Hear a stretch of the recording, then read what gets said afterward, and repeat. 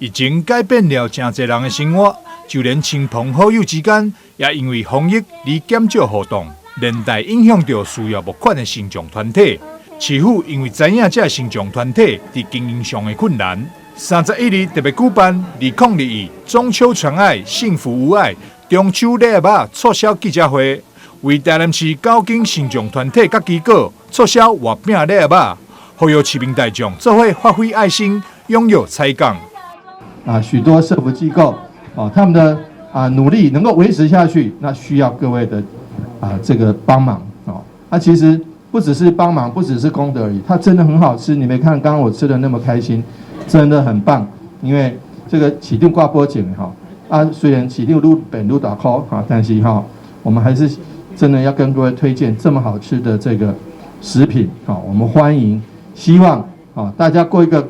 快乐、美味又有意义的中秋节。所以很谢谢我们9家我们社福机构，你们精心研制出来这么好的产品能够带给孩子，能够带给我们长者，能够带给我们需要帮忙的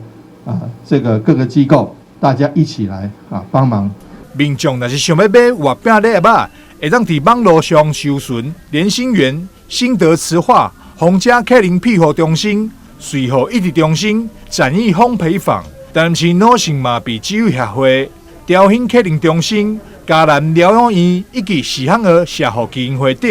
拢会当伫个网站上直接采购。台南新闻张硕维采访报道。